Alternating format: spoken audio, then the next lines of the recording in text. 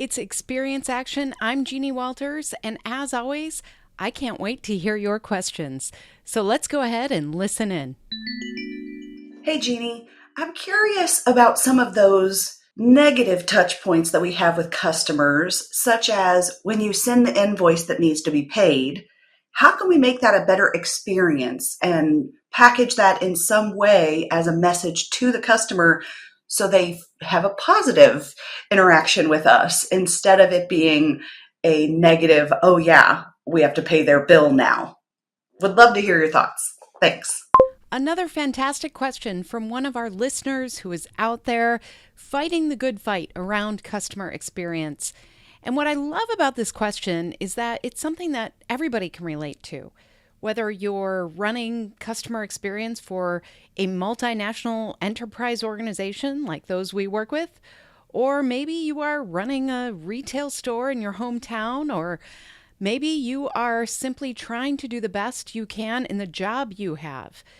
Even if you don't serve traditional customers, we serve people. That's what we do in order to run organizations.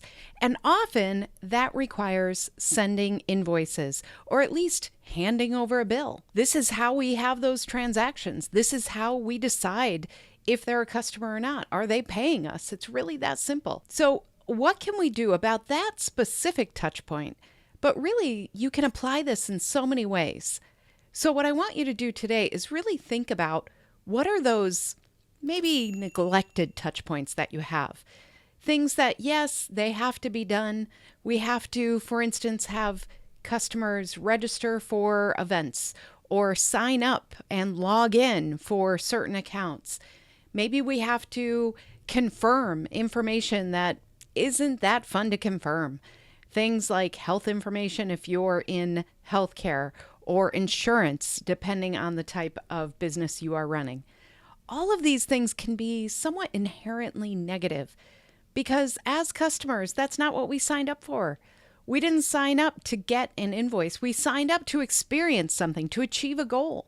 The invoice is, yes, one of the outcomes, one of the things that we have to interact with as part of our customer journey. It's not necessarily something that we want to participate in. So let's talk about not just the big ways to handle this, but I want to give you 3 ideas that are simple, straightforward, and hopefully extremely actionable, because that's what we're all about here at Experience Action. We want a bias towards action. What can we do about the customer experience?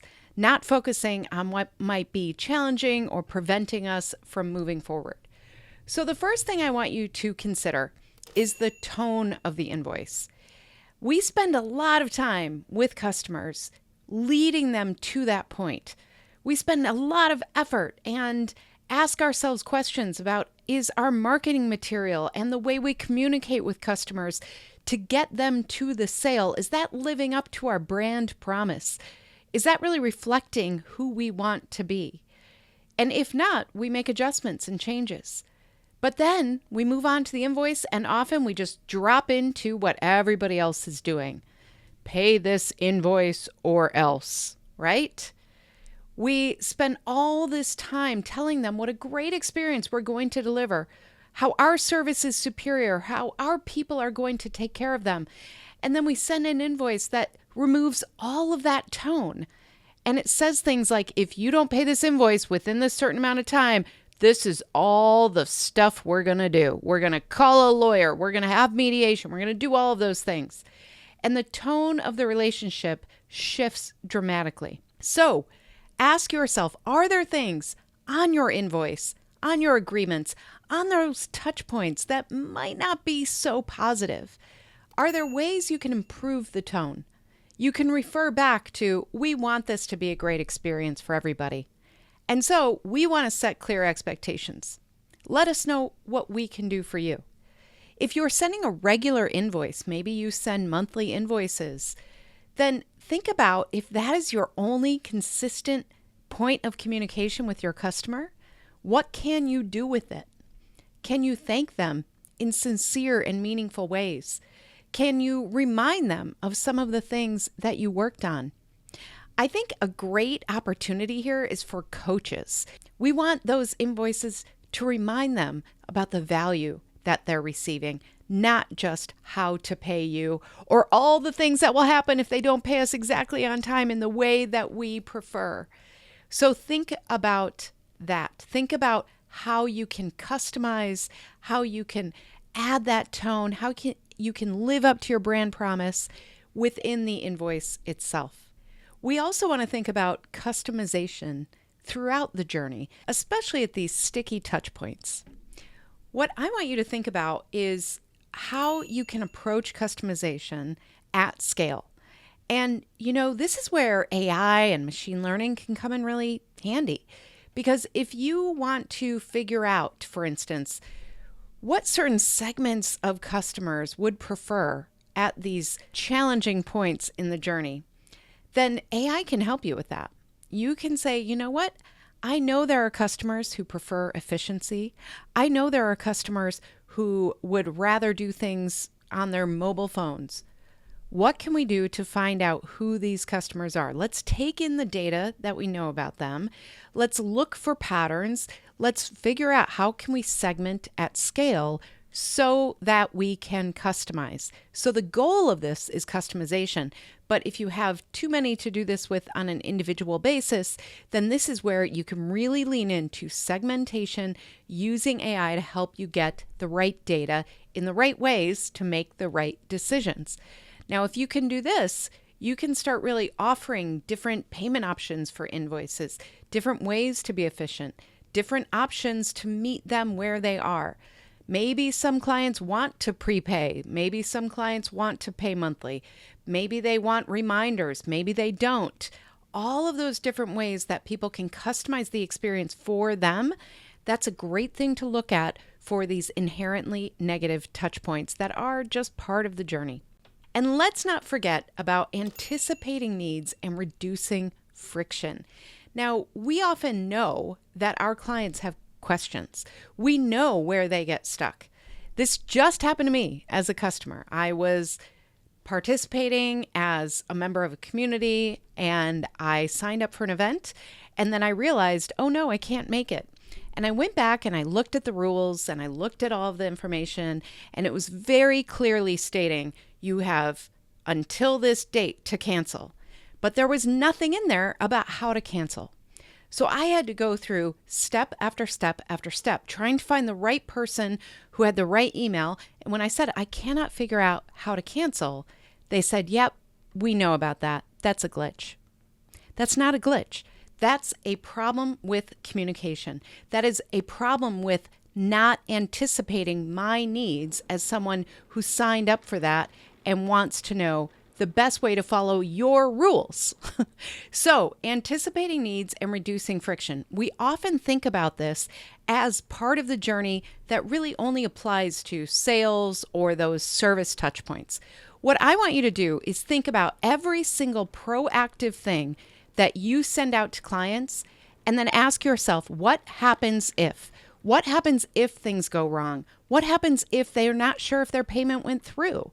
What happens if they need to change their credit card? What happens if they want to pay on a different date? What can we predict for them?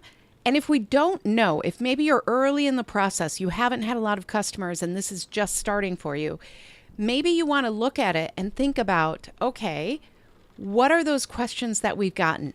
Start a place to have a repository of questions so that you can move forward, starting to predict, act on, and prevent those issues for other customers. So think about these inherently negative touch points as opportunities.